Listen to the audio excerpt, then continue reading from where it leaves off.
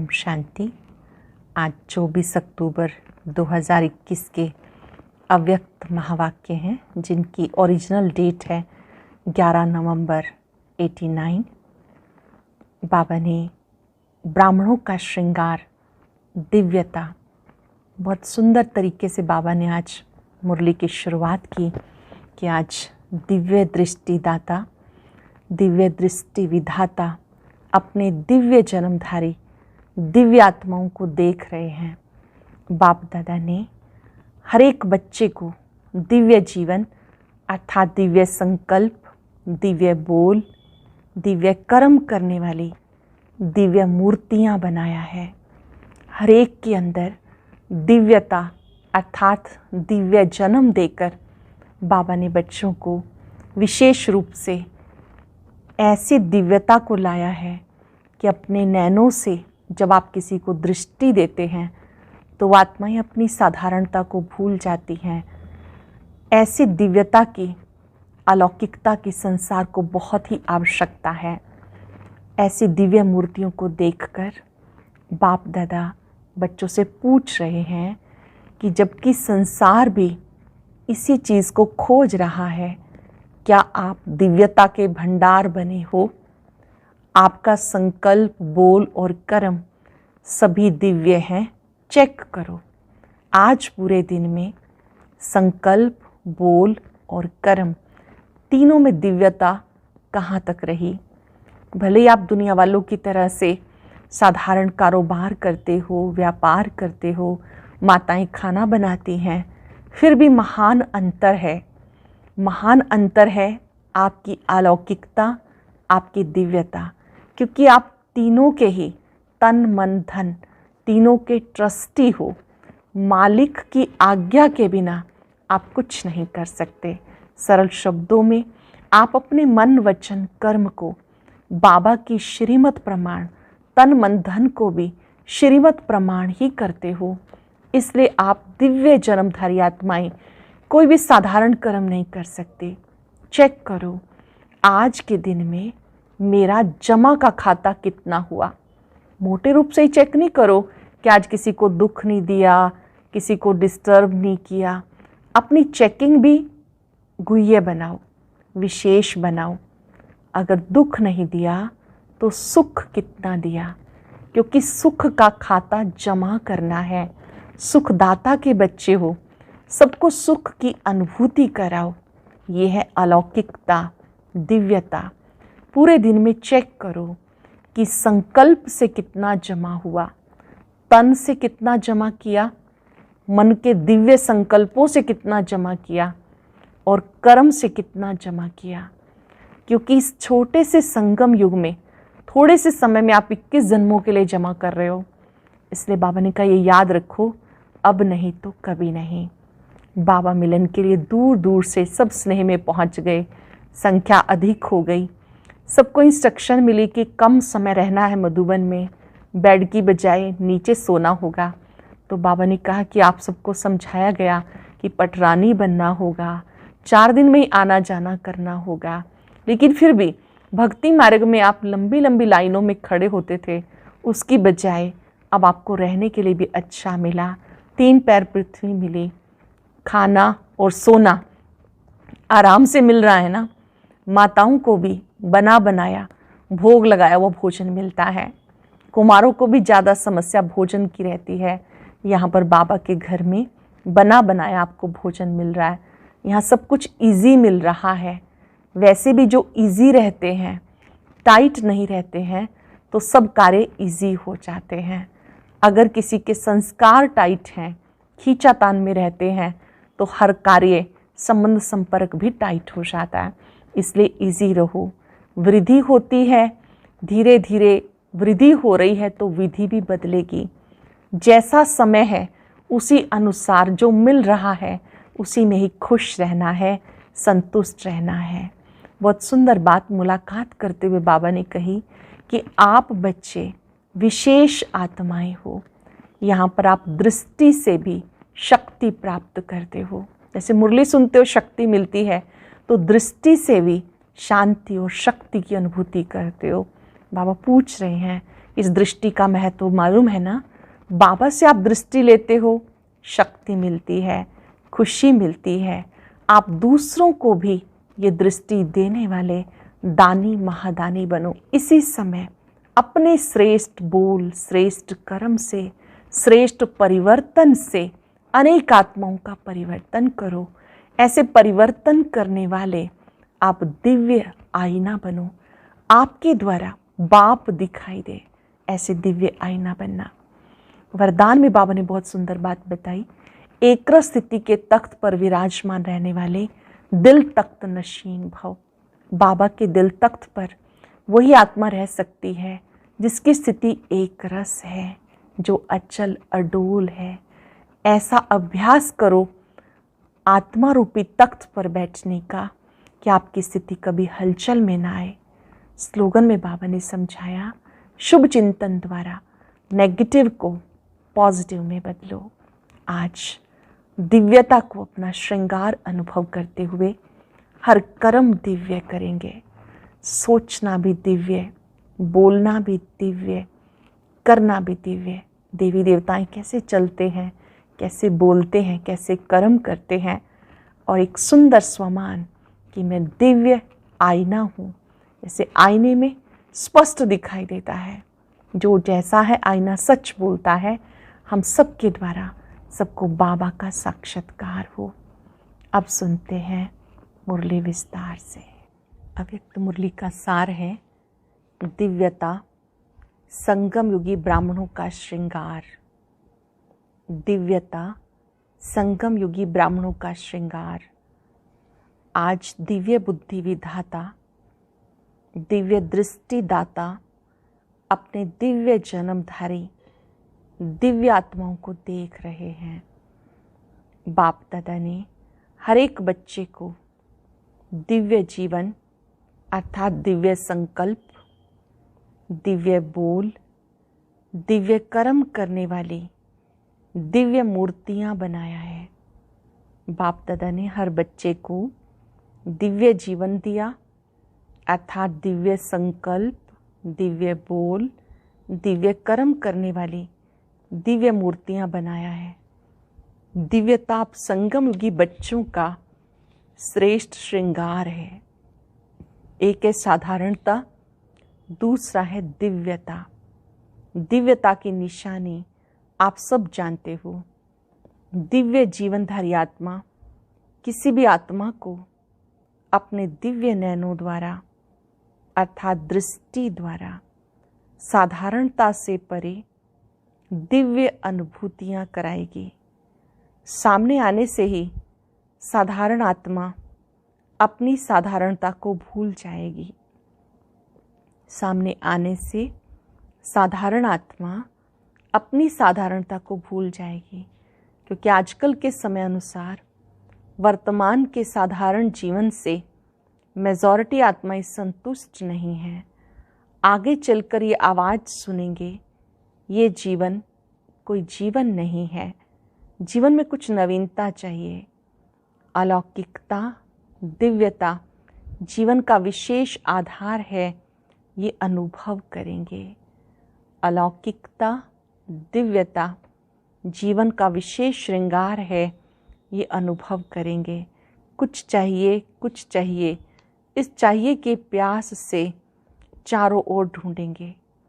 जैसे स्थूल पानी की प्यास में तड़फता हुआ मानव चारों ओर पानी की बूंद के लिए तड़फता है, ऐसे दिव्यता की प्यासी आत्माएं चारों ओर अंचली लेने के लिए तड़फती हुई दिखाई देंगी। तड़फती हुई कहाँ पहुँचेंगी? आप सबके पास ऐसे दिव्यता के खजाने से भरपूर बने हो। हर समय दिव्यता अनुभव होती है, वह कभी साधारण कभी दिव्य। जब बाप ने दिव्य दृष्टि, दिव्य बुद्धि का वरदान दे दिया तो दिव्य बुद्धि में साधारण बातें आ नहीं सकती। दिव्य जन्मधारी ब्राह्मण तन से साधारण कर्म कर नहीं सकते। ये दिव्य जन्म है, नया जन्म है। दिव्य जन्मधारी ब्राह्मण इस ब्राह्मण तन से साधारण कर्म कर नहीं सकता। चाहे देखने में लोगों के लिए साधारण कर्म हो, दूसरों के समान आप सब भी व्यवहार करते हैं, व्यापार करते हैं, व गवर्नमेंट की नौकरी करते हैं, माताएं खाना बनाती हैं, देखने में साधारण कर्म है, लेकिन इस साधारण कर्म में भी आपका और लोगों से न्यारा अलौकिक दिव्य कर्म हो। महान अंतर इसलिए सुनाया कि दिव्य जन्मधारी ब्राह्मण तन से साधारण कर्म नहीं करते, मन से साधारण संकल्प नहीं कर सकते, धन को साधारण रीति से कार्य में नहीं लगा सकते, क्योंकि तन मन धन तीनों के ट्रस्टी हो। इसलिए मालिक बाप की श्रीमत के बिना कार्य में नहीं लगा सकते। हर समय बाप की श्रीमत दिव्य कर्म करने की मिलती है। इसलिए चेक करो सारे दिन में साधारण बोल और कर्म कितना समय रहा और दिव्य अलौकिक कितना समय रहा। साधारण कितना रहा, दिव्य और अलौकिक कितना समय रहा। कई बच्चे कहाँ कहाँ बहुत भोले बन जाते हैं, चेक करते हैं लेकिन भोलेपन में समझते सारे दिन में कोई विशेष गलती तो की नहीं, बुरा सोचा नहीं, बुरा बोला नहीं, लेकिन ये चेक किया कि दिव्य व अलौकिक कर्म किया, क्योंकि साधारण बोल व कर्म जमा नहीं होता, ना मिटता है ना बनता है। वर्तमान का दिव्य संकल्प व दिव्य बोल और कर्म भविष्य का जमा करता है। जमा का खाता बढ़ता नहीं है, तो जमा करने के हिसाब में भोले बन जाते हैं। खुश रहते हैं कि मैंने वेस्ट नहीं किया, लेकिन सिर्फ इसमें खुश नहीं रहना, वेस्ट नहीं किया लेकिन बेस्ट कितना बनाया। कई बार बच्चे कहते मैंने आज किसी को दुख नहीं दिया, लेकिन सुख भी दिया, दुख नहीं दिया, इससे वर्तमान अच्छा बनाया, लेकिन सुख देने से जमा होता है। वह किया या सिर्फ वर्तमान में ही खुश हो गए। सुखदाता के बच्चे सुख का खाता जमा करते हैं। सिर्फ ये नहीं चेक करो कि दुख नहीं दिया, लेकिन सुख कितना दिया। जो भी संपर्क में आए मास्टर सुखदाता द्वारा हर कदम में सुख की अनुभूति करे। जो भी संपर्क में आए मास्टर सुखदाता द्वारा हर कदम में सुख की अनुभूति करे। इसको कहा जाता दिव्यता व अलौकिकता। तो चेकिंग भी साधारण से गुह्य चेकिंग करो। हर समय स्मृति में रखो, एक जन्म में 21 जन्मों का खाता जमा करना है, तो सब खाते चेक करो। तन से कितना जमा किया, मन के दिव्य संकल्प से कितना जमा किया, और धन को श्रीमत प्रमाण श्रेष्ठ कार्य में लगाकर कितना जमा किया। तीनों को ही चेक करना है, तन मन धन तीनों को ही कितना जमा किया। जमा के खाते की तरफ विशेष अटेंशन दो, क्योंकि आप विशेष आत्माओं का जमा करने का समय इस छोटे से जन्म के सिवाय सारे कल्प में कोई समय नहीं है। और आत्माओं का हिसाब अलग है। आप श्रेष्ठ आत्माओं के लिए अब नहीं तो कभी नहीं। तो समझा क्या करना है। इसमें भोले नहीं बनो, पुराने संस्कारों में भोले मत बनो। बाप दादा ने रिजल्ट देखी, कितनी बातों की रिजल्ट में जमा का खाता बहुत कम है। उसका विस्तार फिर सुनाएंगे। अच्छा, सदा हर कदम में दिव्यता अनुभव करने वाले और कराने वाले दिव्य मूर्तियों को, सदा अपने जमा के खाते को बढ़ाने वाले नॉलेजफुल आत्माओं को, सदा हर समस्या को इजी स्थिति द्वारा इजी पार करने वाले ऐसे समझदार बच्चों को, अनेक आत्माओं के जीवन की प्यास को बुझाने वाले मास्टर ज्ञान सागर श्रेष्ठ आत्माओं को, ज्ञान सागर बाप दादा का याद प्यार और नमस्ते। रूहानी बच्चों की रूहानी बाप दादा को नमस्ते, गुड मॉर्निंग, शुक्रिया बाबा, शुक्रिया। बॉम्बे ग्रुप। बॉम्बे निवासी बच्चे सर्व खजानों से संपन्न होना, सदा अपने को संपन्न आत्मा हूँ ऐसा अनुभव करते हो ना। संपन्नता संपूर्णता की निशानी है। संपूर्णता की चेकिंग अपनी संपन्नता से कर सकते हो, क्योंकि संपूर्णता माना सर्व खजानों से फुल होना। जैसे चंद्रमा जब संपन्न होता है तो संपन्नता उसकी संपूर्णता की निशानी होती है। इससे और आगे नहीं बढ़ेगा, बस इतनी ही संपूर्णता है। जरा भी किनारी कम नहीं होती, संपन्न होता है। तो आप सब ज्ञान, योग, धारणा, सेवा सभी में संपन्न, इसी को संपूर्णता कहा जाता है। दूसरा ग्रुप है गुजरात ग्रुप। सभी दृष्टि द्वारा शक्तियों की प्राप्ति की अनुभूति करने के अनुभवी होना। जैसे वाणी द्वारा शक्ति की अनुभूति करते हो, मुरली सुनते हो तो समझते हो शक्ति मिली, ऐसे दृष्टि द्वारा शक्तियों की प्राप्ति की अनुभूति के अभ्यासी बने हो, या वाणी द्वारा अनुभव होता है, दृष्टि द्वारा कम।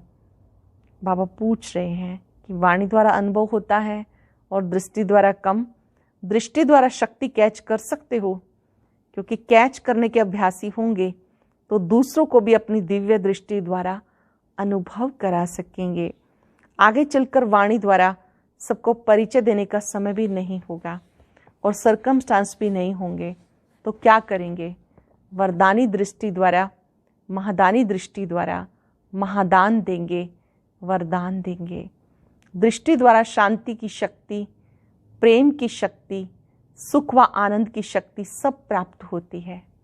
दृष्टि के द्वारा शांति की शक्ति, प्रेम की शक्ति, सुख व आनंद की शक्ति सब प्राप्त होती है। जड़ मूर्तियों के आगे जाते हैं तो जड़ मूर्ति बोलती तो नहीं है ना, फिर भी भक्त आत्माओं को कुछ ना कुछ प्राप्ति होती है, तभी तो जाते हैं ना। कैसे प्राप्ति होती है? उनके दिव्यता के वाइब्रेशन से, दिव्य नैनों की दृष्टि को देख वाइब्रेशन लेते हैं। कोई भी देवता या देवी की मूर्ति में विशेष अटेंशन नैनो की तरफ देखेंगे, फेस की तरफ अटेंशन जाता, क्योंकि मस्तक के द्वारा वाइब्रेशन मिलते, नैनो द्वारा दिव्यता की अनुभूति होती है। वो हैं जड़ मूर्तियाँ, लेकिन किसकी हैं? आप चैतन्य मूर्तियों की ही जड़ मूर्तियाँ हैं। ये नशा है कि हमारी मूर्तियाँ हैं, चैतन्य में ये सेवा की है तब जड़ मूर्तियाँ बनी हैं। तो दृष्टि द्वारा शक्ति लेना, दृष्टि द्वारा शक्ति देना, ये प्रैक्टिस करो। दृष्टि द्वारा शक्ति लेना, पहले बाप दादा से, फिर सबको देना, इसका अभ्यास करो। शांति की शक्ति की अनुभूति बहुत श्रेष्ठ है। जैसे वर्तमान समय साइंस की शक्ति का कितना प्रभाव है, हर एक अनुभव करते हैं, लेकिन साइंस की शक्ति निकली किससे है? साइलेंस की शक्ति से ना। जब साइंस की शक्ति अल्पकाल के लिए प्राप्ति करा रही है, तो साइलेंस की शक्ति कितनी प्राप्ति कराएगी? साइंस की शक्ति अल्पकाल के लिए प्राप्ति करा रही है, तो साइलेंस की शक्ति कितनी प्राप्ति कराएगी? तो बाप की दिव्य दृष्टि द्वारा स्वयं में शक्ति जमा करो, तो फिर जमा किया हुआ समय पर दे सकेंगे। अपने लिए ही जमा किया, कार्य में लगा दिया, अर्थात कमाया और खाया। जो कमाते हैं और खा के ख़त्म कर देते हैं, उनका कभी भी जमा नहीं होता। और किसका जमा का खाता नहीं होता, उसको समय पर धोखा मिलता है। जिसका जमा का खाता नहीं होता, उसको समय पे धोखा मिलता है। धोखा मिलेगा तो दुख की प्राप्ति होगी। ऐसे ही साइलेंस की शक्ति जमा नहीं होगी, दृष्टि के महत्व का अनुभव नहीं होगा, तो लास्ट समय श्रेष्ठ पद प्राप्त करने में धोखा खा लेंगे। साइलेंस की शक्ति जमा नहीं होगी, दृष्टि के महत्व का अनुभव नहीं होगा, तो लास्ट समय श्रेष्ठ पद प्राप्त करने में धोखा खा लेंगे, फिर दुख होगा, पश्चाताप होगा। इसलिए अभी से बाप की दृष्टि द्वारा प्राप्त हुई शक्तियों को अनुभव करते, जमा करते रहो। तो जमा करना आता है। जमा होने की निशानी क्या होगी? नशा होगा। जैसे साहूकार लोगों के चलने, बैठने, उठने में नशा दिखाई देता है, और जितना नशा होता उतनी खुशी होती है। तो यह है रूहानी नशा। इस नशे में रहने से खुशी स्वतः होगी। खुशी जन्म सिद्ध अधिकार है। सदा खुशी की झलक से औरों को भी रूहानी झलक दिखाने वाले बनो। खुशी की झलक से औरों को भी रूहानी झलक दिखाने वाले बनो। इस वरदान को सदा स्मृति में रखना। कुछ भी हो जाए, खुशी के वरदान को खोना नहीं। समस्या आएगी और जाएगी, लेकिन खुशी नहीं जाए, क्योंकि खुशी हमारी चीज़ है। समस्या परिस्थिति है, दूसरे की तरफ से आई हुई हैं। अपनी चीज़ को सदा साथ रखते हैं ना। पराई चीज़ तो आएगी भी और जाएगी भी। परिस्थिति माया की है, अपनी नहीं है। अपनी चीज़ को खोना नहीं होता तो खुशी को खोना नहीं। चाहे ये शरीर चला जाए लेकिन खुशी ना जाए। खुशी से शरीर भी जाएगा तो बढ़िया मिलेगा, पुराना जाएगा नया मिलेगा। तो गुजरात और महाराष्ट्र वाले इस महानता में सदा रहना, खुशी में महान बनना। अच्छा, आज का वरदान, सदा एकर स्थिति के तख्त पर विराजमान रहने वाले बाप दादा के दिल तख्त नशीन भव। सदा एकर स्थिति के तख्त पर विराजमान रहने वाले बाप दादा के दिल तख्त नशीन भव। सबसे श्रेष्ठ तख्त बाप दादा के दिल तख्त नशीन बनना है। लेकिन इस तख्त पर बैठने के लिए अचल अडोल एकर स्थिति का तख्त चाहिए। अगर इस स्थिति के तख्त पर स्थित नहीं हो पाते तो बाप दादा के दिल रूपी तख्त पर स्थित नहीं हो पाते। इसके लिए अपने भ्रिकुटी तख्त पर अकाल मूर्त बन स्थित हो जाओ। इस तख्त से बार बार डगमग ना हो तो बाप दादा के दिल तख्त पर विराजमान हो सकेंगे। श्रेष्ठ स्थिति के आसन पर रहेंगे, एकर स्थिति पर रहेंगे तो बाप दादा के दिल तख्त पर विराजमान रहेंगे। उसके लिए बार बार अपने आप को भ्रिकुटी तख्त पर बैठा हुआ देखेंगे। जब स्थिति एकरस होगी तो बाप दादा के दिल तख्त नशीन बनेंगे। स्लोगन है, शुभ चिंतन द्वारा नेगेटिव को पॉजिटिव में परिवर्तन करो। शुभ चिंतन में बहुत ताकत है, उससे नेगेटिव को पॉजिटिव में परिवर्तन करो। आज चलते फिरते अभ्यास करेंगे, मैं दिव्य आईना हूँ। जैसे हम आईने के सामने जाते हैं, आईना सच बोलता है, जो जैसा है स्पष्ट दिखाई देता है। ऐसे अपने आप को बाप दादा का दिव्य आईना अनुभव करें। मुझे अपने हर कर्म से बाबा को प्रत्यक्ष करना है। ओम शांति। आज की अव्यक्त मुरली जरूर सुने। उसके लिए ऊपर दिए गए बॉक्स को टच करें।